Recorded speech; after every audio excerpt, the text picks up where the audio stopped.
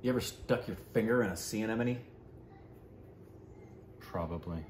Yeah. You know, that go... Yeah. Yeah, I've done that. You? Yep, many times. And had their little tentacle things get stuck on your finger. Ever seen an octopus in the wild? Yes, many. Juice!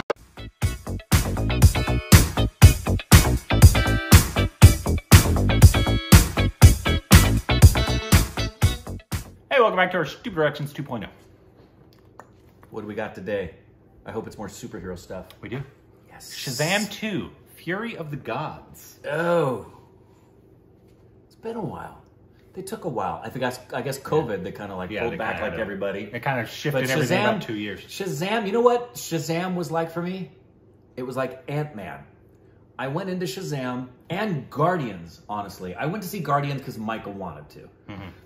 Didn't know anything about it. I went in with low expectations for that, Ant-Man, and Shazam. And all three of them, I left going, well, Guardians was the biggest of them all. Yeah. But when I left Ant-Man and Shazam, I was like, that was way better than I was expecting. A lot of fun. Lots of fun. But yeah, so this is the new trailer for the, because obviously DC just had their big event. Yep. So here we go.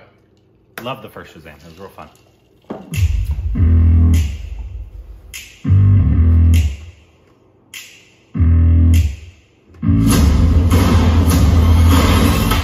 Hello, my name is Zachary Levi. I should have a little tag. And I play Shazam. We all established something very special in the first movie. Like in Shazam, Fury of the Gods. We expand on that. Now they have to balance their life with being superheroes. This is where you hang out with your superhero friends, isn't it? These goddesses come to our world. That's Helen Mirren. Our incredible new villains, Lucy Liu and Helen Mirren. She's kick-ass as Calypso.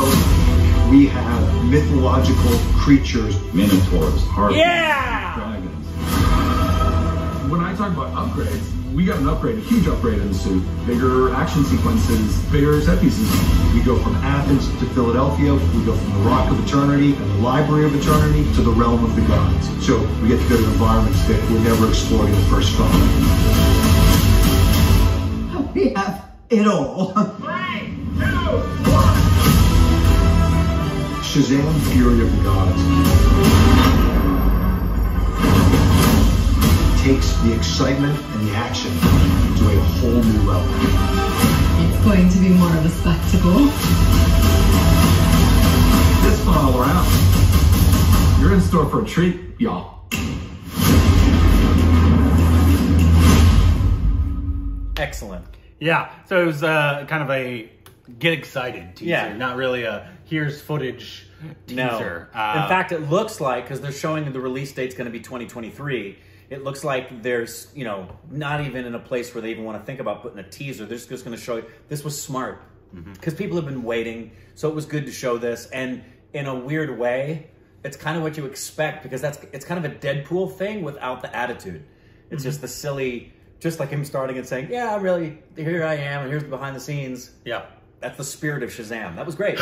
And Zachary Levi, he's been one of my wife's favorite actors for a long time. She was a fan of Chuck, like when it came out. When it first came out. And then she's now shown me. Yeah, he has a great It's similar to Ryan Reynolds. It's Like almost he was made to be the person. Yeah, right? he's made to be this little sarcastic little dweeb. So he's basically the dweeby Ryan Reynolds. Right. So it's basically he was born. He's just being himself, which makes me wonder about Jeff Goldblum in this respect.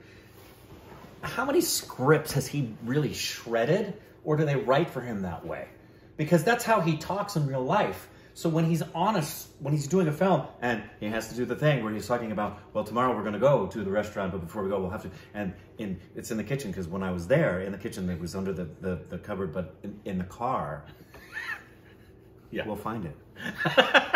They script that?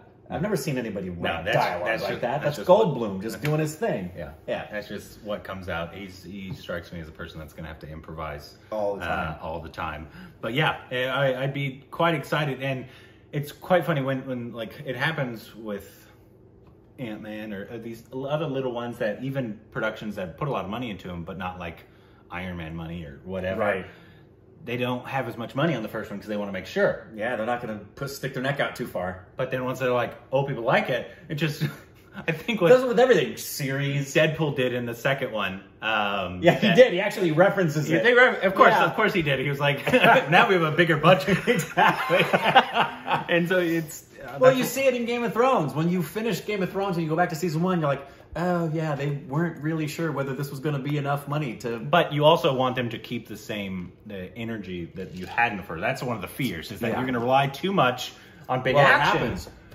But what we loved about it is the dynamic that it created.